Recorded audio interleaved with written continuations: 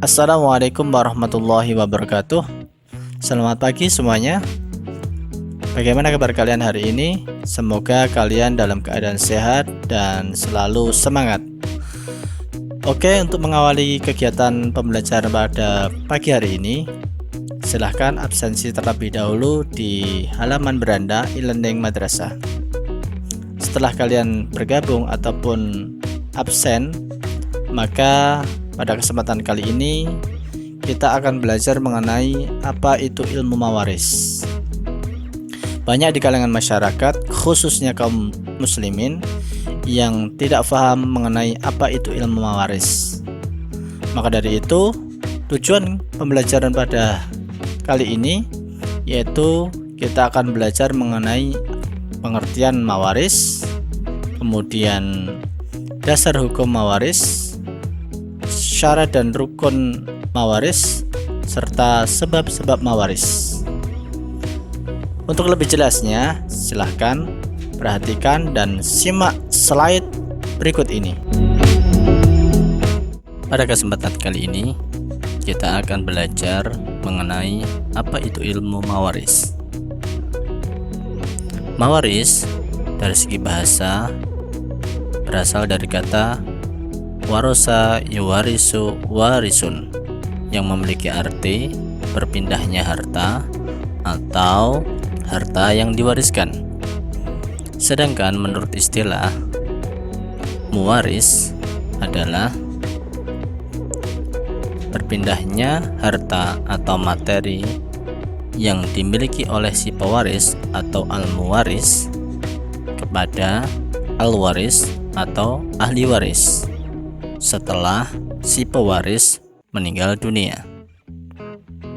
Dan selanjutnya kita akan belajar apa itu harta waris. Harta waris adalah peninggalan harta atau materi yang dimiliki oleh si pewaris. Maka dari itu, muwaris atau ilmu waris sama halnya seperti ilmu faraid. Ilmu faraid memiliki arti ilmu yang mempelajari ketentuan-ketentuan dalam pembagian harta waris. Sedangkan faraid itu sendiri memiliki arti ketentuan. Tentunya harus berdasarkan syariat Islam loh ya, tidak boleh sembarangan. Selanjutnya, tujuan mengapa kita harus belajar mawaris adalah untuk mengetahui dan memahami bagaimana cara pembagian harta waris yang sesuai dengan syariat Islam. Tentu tidak boleh serampangan loh, karena kalau serampangan maka konsekuensinya adalah seorang muslim dapat terjerumus dalam siksa api neraka. Maka dari itu perlu adanya semangat dalam menuntut ilmu, karena menuntut ilmu itu sangat dianjurkan dan diwajibkan bagi setiap muslim. Dasarnya adalah thalabul ilmi fardhatun ala kulli muslimin, yang artinya telah diwajibkan untuk menuntut ilmu bagi setiap muslim. Artinya bahwa setiap muslim wajib menuntut ilmu, termasuk ilmu mawaris. Oke, selanjutnya kita akan belajar dasar-dasar mengapa kita harus belajar ilmu mawaris. Adapun dasar hukum mawaris dijelaskan dalam surat An-Nisa ayat yang ke-7 yang berbunyi, لِلرِّجَالِ نَصِيبٌ مِّمَّا تَرَكَ الْوَالِدَانِ وَالْأَقْرَبُونَ وَلِلنِّسَاءِ نَصِيبٌ مِّمَّا تَرَكَ الْوَالِدَانِ وَالْأَقْرَبُونَ. Kemudian diperkuat oleh dalil lain, yaitu dalam Quran surat An-Nisa ayat 11 yang berbunyi, يوصيكم الله في أولادكم للذكر مثل حظ الأنثيين فإن كن نساء فوق اثنتين فلهن ثلثا ما ترك وإن كانت واحدة فلها النصف ولأبويه لكل واحد منهما السدس مما ترك إن كان له ولد فإن لم يكن له ولد وورثه أبواه فلأمه الثلث فإن كان له إخوة فلأمه السدس من بعد وصية يوصي بها أو دين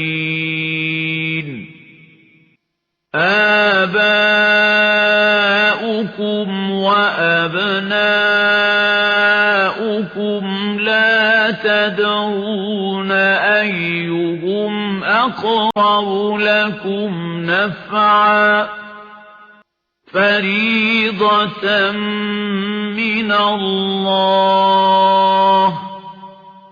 إن الله كان عليما حكيما.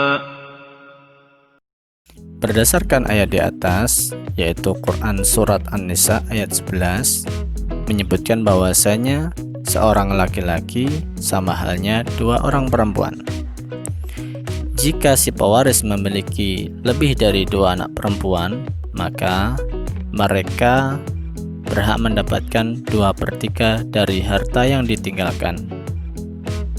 Kemudian, jika si pewaris memiliki seorang anak laki-laki, maka anak laki-laki tersebut berhak menerima separuh atau setengah dari harta yang ditinggalkan. Kemudian, jika si pewaris memiliki seorang istri dan tidak memiliki anak ataupun saudara, maka seorang istri tersebut berhak menerima 1/3 dari harta yang ditinggalkan. Dan jika si pewaris memiliki seorang istri namun tidak memiliki anak dan ia memiliki saudara, maka istrinya berhak menerima 1/6 dari harta yang ditinggalkan. Maka dari itu, kita perlu memahami dan mengetahui pembagian-pembagian mawaris sesuai dengan ketentuan syariat Islam. Jikalau seseorang tidak memahami mengenai pembagian-pembagian ataupun ketentuan mawaris, maka akan terjadi permasalahan, dan itu terbukti. Banyak di kalangan masyarakat kita, khususnya kaum muslim, banyak yang bertengkar karena harta waris. Maka dari itu, kita perlu belajar dan terus belajar mengenai apa itu ilmu mawaris. Tentu masih banyak sekali dalil-dalil atau dasar hukum yang menjelaskan mengenai mawaris. Selanjutnya kita akan belajar mengenai syarat dan rukun mawaris.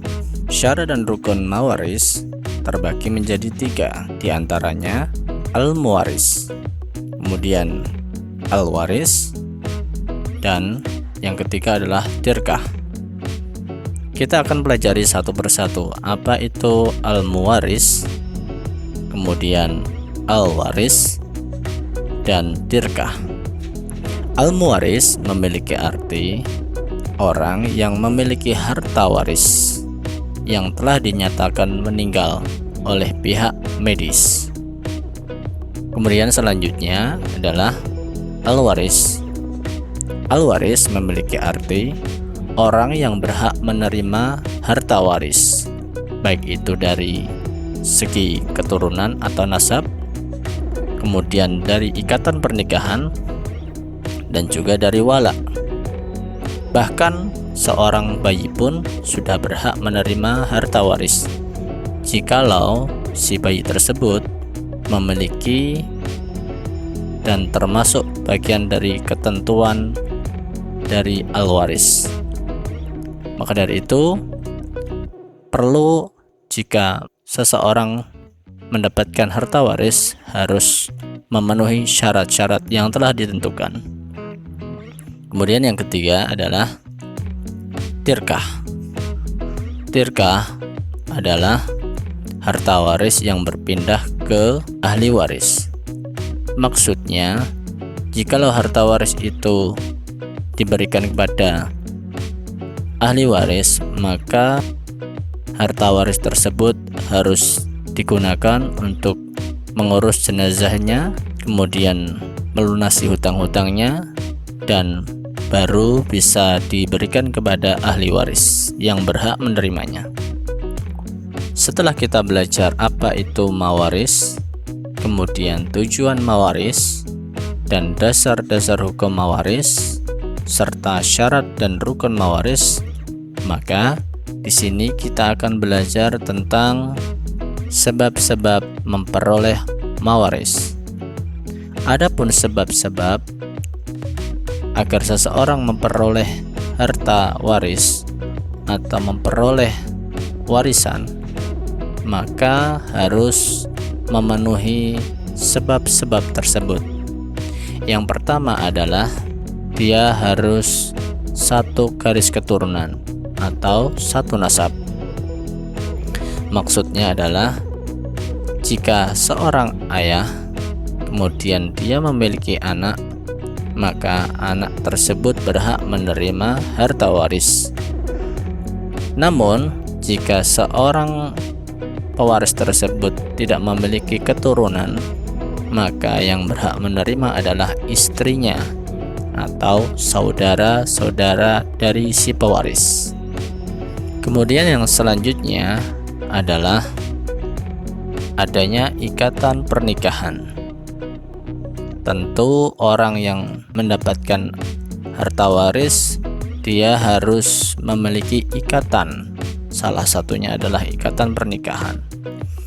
Adapun yang berhak menerima harta waris adalah seorang istri, kemudian anak, dan saudara-saudara dari si pewaris. Jika tidak termasuk bagian dari